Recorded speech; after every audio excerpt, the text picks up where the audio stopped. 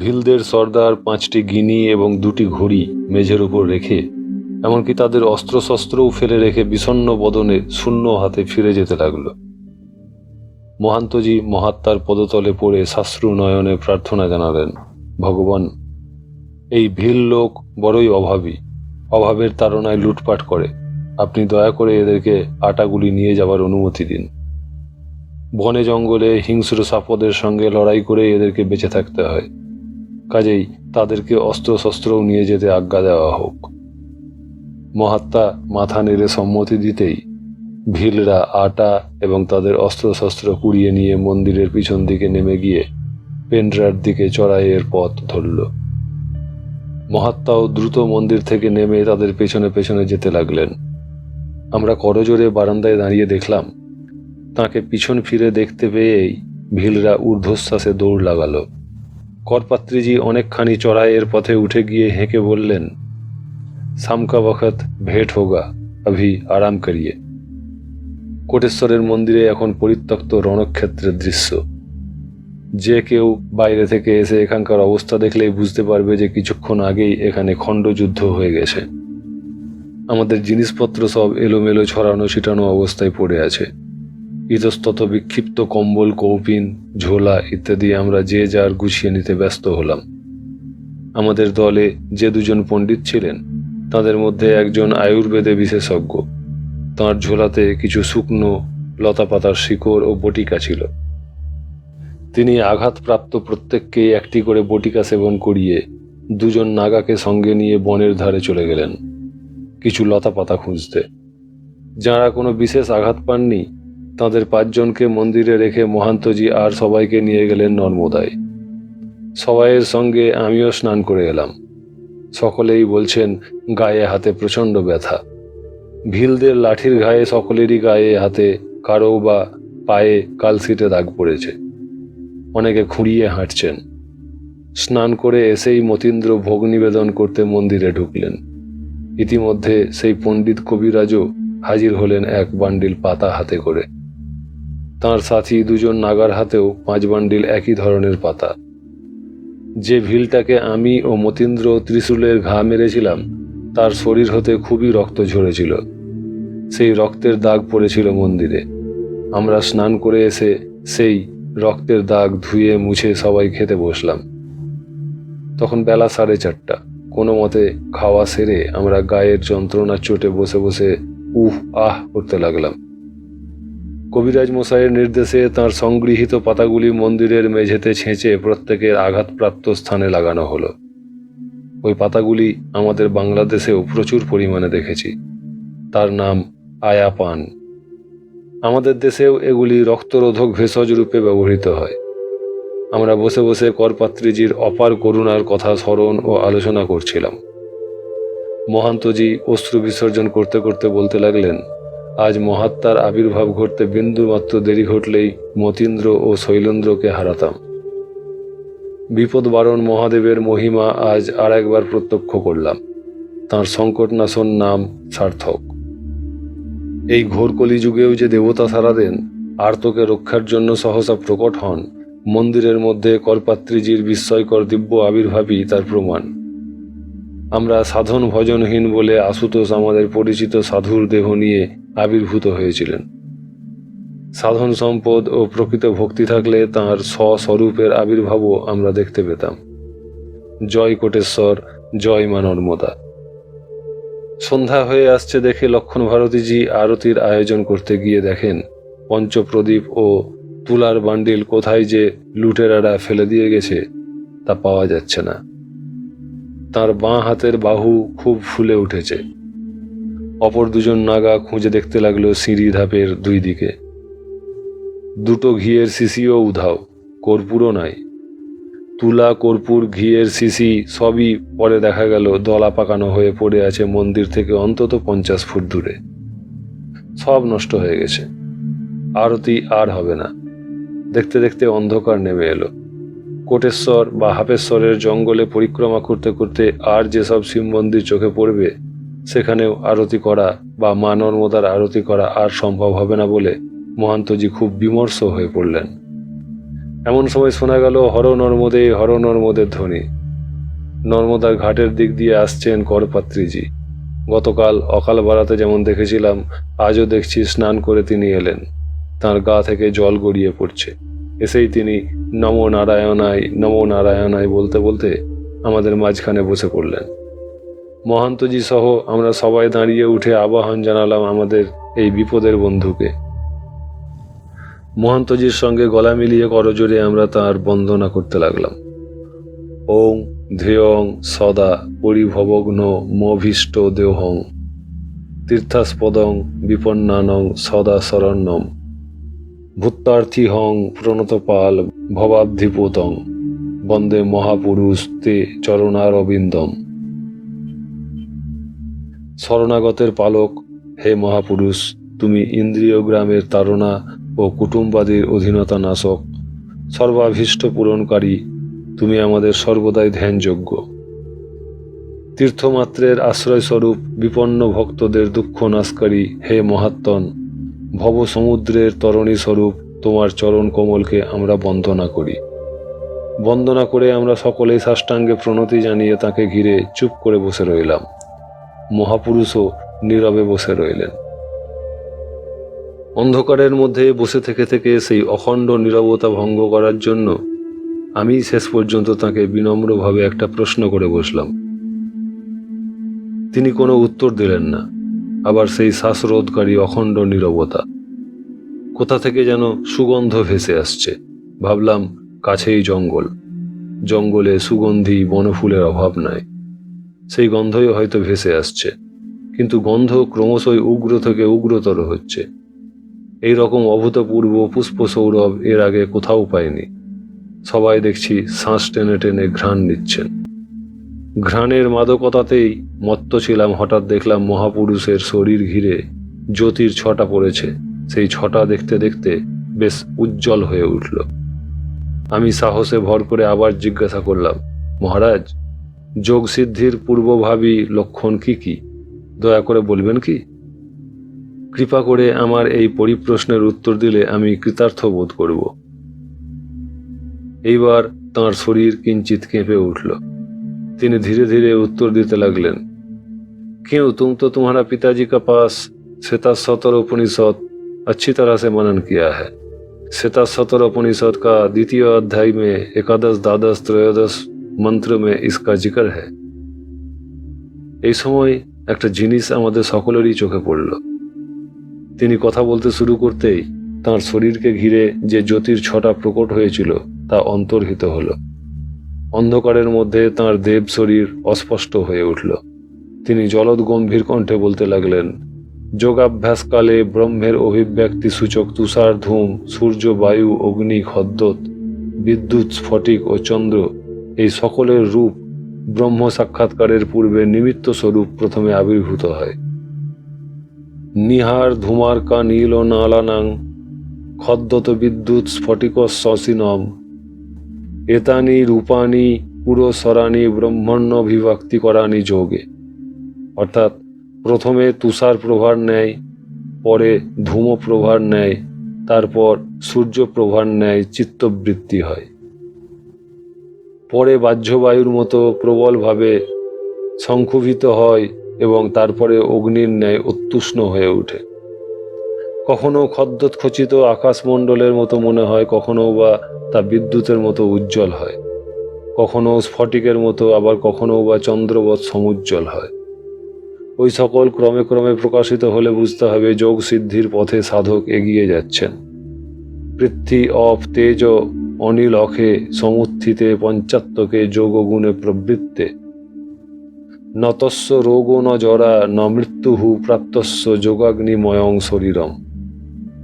পৃথিবী, জল, তেজ, বায়ু ও আকাশ এই পঞ্চভূত অভিব্যক্ত হলে যোগীর ধ্যান বলে ওইগুলির গুণ স্ব কারণে বিলীন হয়। অর্থাৎ পৃথিবীর গুণ গন্ধ, জলের গুণ রস, তেজের গুণ রূপ, বায়ুর গুণ স্পর্শ এবং আকাশের গুণ শব্দ, এই সকল যোগীর নিকট প্রকাশিত হতে থাকে। এইভাবে যোগীর দেহ যোগাগ্নি দ্বারা পরিপক্ক হয় এবং বিমল শরীর প্রাপ্ত ওই যোগী তখন জরা ব্যাধি মৃত্যুকে জয় করতে পারেন। অর্থাৎ তিনি ইচ্ছা মৃত্যু হন। লঘুত্তমারোগ্য মললুপত্তং বর্ণপ্রসাদ সরসৌষ্ঠবঞ্চ গন্ধ শুভ মূত্র পুরীসমল্পং যোগ প্রবৃত্তিং অথমাং বদন্তি। শরীরের লঘুতা, শরীর ও মনের রোগহীনতা, লোভহীনতা, দেহের উজ্জ্বল কান্তি, স্বরমাধুর্য, দেহের মধুর সুগন্ধ, মলমূত্রের অল্পতা, এই সকলকে যোগীগণ যোগের প্রথম সিদ্ধি বলে উল্লেখ করে থাকেন। অলমিতি। अभी हम चल पड़े, कल भी इधर ठहर जाने का इच्छा होगा, कल भी इधर ठहर जाने से अच्छा ही होगा, सबका तबीयत ठीक हो जाएगा, कल फिर भेंट करेंगे। এই কথা বলেই তিনি নর্মদার ঘাটের দিকে অন্ধকারের মধ্যেই টলতে টলতে চলে গেলেন। তাঁর টলটলায়মান অবস্থা দেখে আমার মনে হলো সিঁড়ির ধাপ দিয়ে নামবার সময় উঁচু নিচুতে পা ফেলতে গিয়ে কোথাও না কোথাও পড়ে যাবেন। আমি তাড়াতাড়ি ঝোলা থেকে টর্চটা বের করে তাকে সিঁড়ির শেষ ধাপ পর্যন্ত পথ দেখানোর জন্য টর্চটা টিপতে টিপতে গেলাম। লুণ্ঠনের সময় ভিল ডাকাত আমার টর্চটা ছুঁড়ে ফেলে দিয়েছিল বলে তার কাঁচটা ফেটে গিয়েছে, তবুও তাতে আলো জ্বলছিল। সিঁড়ির শেষ ধাপে নেমে তিনি আমার দিকে পিছন ফিরে তাকিয়েই হেসে বললেন, সাবাস বেটা, शीशा फूट गया तब भी रोशनी डालने में कोशिश कर रहे, जीते रहो, रोशनी डालते रहो। বলেই তিনি নর্মদার ঘাটের দিকে তীর বেগে দৌড়াতে লাগলেন। কি বোকা আমি! এই লোকের সম্বন্ধে আমি ভাবনা করছিলাম সিঁড়ি দিয়ে নামতে নামতে এই লোক নাকি পড়ে যাবেন, কিন্তু তাঁর শেষ কথায় আমি ধাঁধায় পড়লাম। তিনি যে বলে গেলেন রোশনি ডালতে রহো, আমি টর্চ টিপে দাঁড়িয়ে রইলাম। আমার 3 সেলের টর্চের আলোদানের ক্ষমতাও কম, আর তিনি তো দৌড়ে কতদূর চলে গেছেন অন্ধকারের মধ্যে, তার কোনো দিক দিশা পাচ্ছি না। অথচ টর্চ বন্ধ করে মন্দিরে ফিরে গেলে তাঁর আদেশ অমান্য করা হবে। এমন সময় মহান্তজি হাঁক দিলেন, লौट के आइए, उनका बानी हम लोगों ने सुना है, उसका मतलब दूसरा, आ जाइए। আমি ফিরে এলাম মন্দিরে। অন্ধকারের মধ্যেই মন্দিরের বারান্দায় বসে বসে আমরা কিছুক্ষণ এই রহস্যময় মহাপুরুষের সম্বন্ধে প্রশস্তিমূলক চর্চা করলাম। করপাত্রীজি মন্দিরে বসে থাকাকালে যে সুগন্ধ পাচ্ছিলাম, এখন আর সেই গন্ধ পাচ্ছি না। কবিরাজ পণ্ডিত আমাদের প্রত্যেককে আর একটা করে বড়ি খেতে দিলেন। লক্ষণ ভারতীজি এবং আরও 4 জন নাগারই আঘাত গুরুতর, তাঁদের কম্বল পেতে দেওয়া হলো, তারা শুয়ে পড়লেন। আমরাও কেউ শুয়ে কেউ বসে জপে মন দিলাম। করপাত্রীজির উপর ভরসা করে সবাই নিশ্চিন্ত মনে নিরুপদ্রবেই রাত্রিটা কাটালাম। উষাকালে আমার ঘুম ভেঙেছে, শরীরে আর কোনো ব্যথা অনুভব করছি না। মহান্তজি এবং আরও কয়েকজনকে দেখলাম উঠে পড়েছেন, তাঁরা তাঁদের কম্বলের উপর বসে বসে জপ করছেন। হয়তো তাঁরা এইভাবে গোটা রাত্রি জপেই কাটিয়েছেন। আমি জঙ্গলের ধারে গিয়ে প্রাতকৃত্য সেরে নর্মদার ঘাটে গেলাম স্নান করতে। স্নান তর্পণ সেরে মন্দিরের দিকে ফিরছি, তখন দেখলাম নাগারা একে একে ঘাটে যাচ্ছেন স্নান করতে। লক্ষণ ভারতীজির সঙ্গেও দেখা হলো। তিনি 2 বাহুতে মালসাট মেরে এবং ডিগবাজি খেয়ে দেখিয়ে দিলেন যে তাঁর ব্যথা বেদনা সেরে গেছে। আমি মন্দিরে ঢুকে কোটেশ্বর মহাদেবের পূজা করে মন্দিরের মধ্যে এক কোণে বসে মহর্ষি তন্ডিকৃত মহাদেবের সুপ্রসিদ্ধ স্তব পাঠ করতে লাগলাম। স্তব পাঠ করতে করতেই দেখলাম বিচিত্র বিচিত্র বনফুল সংগ্রহ করে এনে একে একে সব সন্ন্যাসী ভগবান কোটেশ্বরের পূজা করে যাচ্ছেন। তাঁদের সকলের পূজা প্রার্থনাদি শেষ হওয়ার পর আমারও স্তব পাঠ শেষ হলো। আগ্নেয় লিঙ্গকে পুনরায় স্পর্শ ও প্রণাম করে আমি বাইরের বারান্দায় এসে বসলাম। মতীন্দ্রের ঘড়িতে তখন বেলা 11টা বেজেছে। কিছুক্ষণ পরেই কয়েকজন নাগা জঙ্গল থেকে অনেকগুলি কন্দমূল তুলে আনলেন। মহান্তজি তাদেরকে বললেন সেগুলি নর্মদার জলে ধুয়ে আনতে। আমাদের প্রত্যেকের ঝুলিতে পথের সম্বল হিসাবে কিছু কিছু কম বেশি কন্দমূল ছিলই, কিন্তু ভিলরা সেসব ফেলে ছড়িয়ে পায়ে দোলে তছনছ করে গিয়েছে। এক মুঠো আটাও মজুত নাই। মহান্তজি হাসতে হাসতে বললেন, শুধু আজ কেন, এখন থেকে হাপেশ্বরের জঙ্গল অতিক্রম করা পর্যন্ত আমাদেরকে কন্দমূল ও নর্মদার জল খেয়েই জীবন ধারণ করতে হবে। কভি দুধ ছানা, কভি শক্কর পানা, পুরি লাড্ডু কভি চানা চেবানা। এই তো সাধুদের জীবন। পরিক্রমাবাসী এই রকম জীবনযাপনে অভ্যস্ত হলে তবেই নর্মদা পরিক্রমার মতো দুশ্চর কঠিন তপস্যায় সিদ্ধি লাভ করতে পারে। আমরা সবাই কন্দমূল খাবার উদ্যোগ করছি এমন সময় দেখতে পেলাম কিছু দূরে নর্মদা ঘাটের দিক হতে করপাত্রীজি আসছেন। আমরা সবাই হাত জোর করে উঠে দাঁড়ালাম। কাছাকাছি আসতে দেখতে পেলাম তার হাতে একটা বড় জামবাটি, এক টুকরো গেরুয়া বস্ত্র দিয়ে তার মুখ ঢাকা। হাতের ইশারায় সকলকে প্রণাম করতে নিষেধ করে তিনি কোটেশ্বরের সামনে বাটিটা রাখলেন। বাটিটার অস্বাভাবিক ঔজ্জ্বল্য দেখে আমাদের মনে হলো ঝকঝকে নূতন রূপার বাটি। তিনি মহান্তজিকে ডেকে বললেন, एक एक करके सबको बुलाओ। बाटी का ढकना मत खोलिए, कपड़ा खोल के मत देखिए, थोड़ा सा कपड़ा उठाकर जिसका जेठो रोटी का जरूरत है सबको दे दो। ये पंचकनिका आटा से बना हुआ है, ये नर्मदा मैया का खास प्रसादी है, जरूर बहुत स्वादिष्ट होगा। তিনি কোটেশ্বর লিঙ্গের কাছে বসে রইলেন। মহান্তজিও মন্দিরের মধ্যে বাটির কাছে বসে এক একজনকে নাম ধরে ডাকতে লাগলেন। তিনি প্রথমেই ডাকলেন লক্ষণ ভারতীজিকে। করপাত্রীজি জিজ্ঞাসা করলেন, कैठो? 10 ठो। মহান্তজি ঈষৎ বাটির ঢাকনা খুলে গুনে গুনে 10খানা রুটি লক্ষণ ভারতীর হাতে দিলেন। দেওয়ার পরেই বাটির মুখ সঙ্গে সঙ্গে ঢেকে দিলেন। আর একজন ঢুকলেন। করপাত্রীজি জিজ্ঞাসা করলেন, कैठो? তিনিও বললেন 10 ठो। মহান্তজি বাটির ঢাকনা মানে সেই গেরুয়া কাপড়টা ঈষৎ তুলে গুনে গুনে 10খানা রুটি তাঁর হাতে দিয়েই সঙ্গে সঙ্গে বাটির মুখ ঢেকে দিলেন। এইভাবে প্রায় প্রত্যেকেই 10খানা করে রুটি চেয়ে নিলেন। মতীন্দ্রও 10খানাই নিলেন, কেবল আমি নিলাম 5খানা। সবার ক্ষেত্রে সেই একই পদ্ধতি। ঢোকা মাত্রই করপাত্রীজি জিজ্ঞাসা করেন, कैठो? আর মহান্তজি কাপড়টা ঈষৎ উঠিয়ে গুনে গুনে রুটি দিয়ে ঢাকা দিয়ে দেন। সর্বশেষে মহান্তজিকে মহাত্মা জিজ্ঞাসা করলেন, कैठो? মহান্তজি বললেন, 8 ठो। করপাত্রীজি কাপড়টা সম্পূর্ণ তুলে ফেলে দিলেন। গিনতি করল, 8 ठोई है। পালেও বেটা। মহান্তজি রুটি হাতে নিয়েই বাইরে বেরিয়ে এলেন। এতক্ষণ সবাই রুটি হাতে নিয়ে দাঁড়িয়েছিলেন।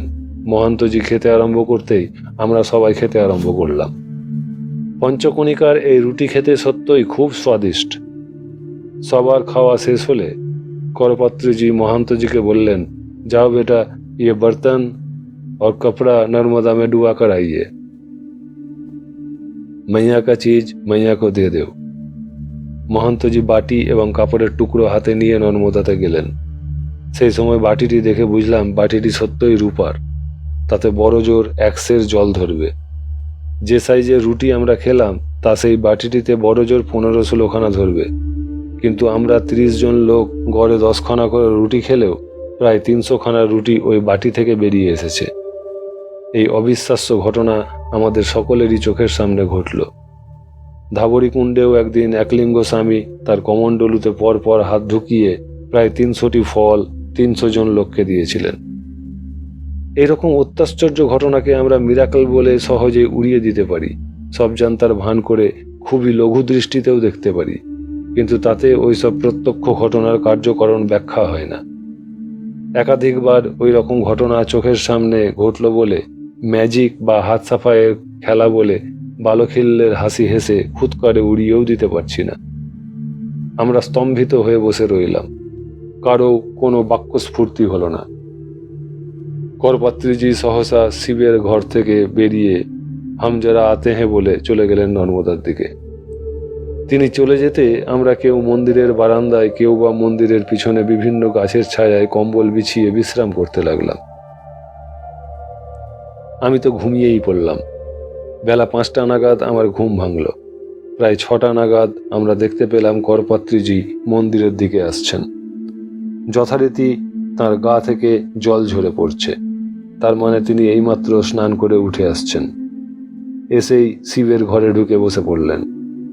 আমরা সবাই প্রণাম করে উঠতেই তিনি মহান্তজিকে ডেকে বললেন, रतनलाल भारती किसका नाम है? उनको हमारा सामने में आने बोलो। ওই নাগা বসেছিলেন বারান্দার নিচে সিঁড়ির ধাপে। মহান্তজি ডাকতেই তিনি কাঁপতে কাঁপতে গিয়ে মহাত্মার সামনে উপুড় হয়ে কাঁদতে লাগলেন।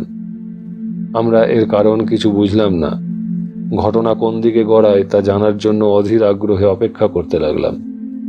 করপাত্রীজি মহান্তজিকে বলতে লাগলেন, তোমার এই চেলা আমি যখন নর্মদার দিকে যাচ্ছিলাম সে সময় সবার অলক্ষ্যে আমাকে অনুসরণ করে নর্মদার ঘাটে গিয়ে পৌঁছেছিল। ওর কুৎসিত মনে এই সন্দেহ জন্মেছিল যে চাঁদিকা বর্তন তুমি নর্মদাতে বিসর্জন দিয়ে এসেছিলে, আমি নিশ্চয়ই সেটা জল থেকে খুঁজে পেতে সংগ্রহ করতে যাচ্ছি। ওর কাছে ওই বর্তন বহুত কিমতি চিজ। যাদের মনে সন্দিগ্ধতা, খলতা বা ঈর্ষা থাকে তারাই জগতের চিহ্নিত পাপিষ্ঠ। তোমাদের সঙ্ঘে কি বিনা পরীক্ষায় যাকে তাকে সন্ন্যাস দানের প্রথা আছে? এই রকম কদর্য মন যাদের, তারা কি আধ্যাত্মিক জীবনযাপনের উপযুক্ত? রতনলাল, তুমি গুরুর সামনেই বলো, আমার পেছনে গুপ্তচর বৃত্তি করতে গিয়ে আমাকে নর্মদার ঘাটে গিয়ে কি অবস্থায় দেখলে? রতনলাল নাগা কাঁদতে কাঁদতে লজ্জায় মাথা হেঁট করে জানালো যে তিনি নর্মদার ঘাটে পৌঁছে দেখেছিলেন যে মহাত্মা নর্মদা কিনারে গিয়েই হর নর্মদে বলে তৎক্ষণাৎ জলে ঝাঁপিয়ে পড়েছিলেন এবং আধ ঘন্টা অপেক্ষা করেও তিনি মহাত্মার কোনো চিহ্ন দেখতে পাননি। সব শুনে মহান্তজি খুবই ক্ষুব্ধ হয়ে উঠলেন। তিনি লক্ষণ ভারতীকে বললেন, লক্ষ্মণ ভাইয়া, রতনলাল কো চুটকি ছাড় দো। সন্ন্যাসী সমাজে চুটি কাটা একটা মস্ত দণ্ড। শিখাসূত্র, কমণ্ডলু কেড়ে নেওয়া বা চুটি কাটা অর্থাৎ একটা জটা কেটে নিলে নাগারা সন্ন্যাসী সমাজে অপাংতেয় হয়ে পড়ে, তাকে পতিত বলে ধরে নেওয়া হয়। তখন কোনো সন্ন্যাসী তাকে সঙ্গে নিয়ে একত্রে পংক্তি ভোজন করেন না, গৃহীরাও তাকে ভিক্ষা দেন না। মহান্তজির আদেশ পাওয়া মাত্রই লক্ষণ ভারতী রতনলালের চুটি কাটতে উদ্যত হয়েছেন। এমন সময়ে করপাত্রীজি হাত তুলে তাকে নিষেধ করে বললেন, इस अपराध का सजा यही है, उनका मंत्र हम हरण कर लेता है, उनका इष्ट बीज का विस्मरण घटेगा। রতনলাল এই নিদারুণ দণ্ডের কথা শুনে জোরে জোরে মাথা ঠুকতে লাগলেন এবং কাঁদতে থাকলেন। মহাপুরুষ বললেন, जो एक दफे बोल दिया वही घटेगा, किसी से इसका रद्द नहीं होगा, तुम हर नर्मदे जप करते रहो।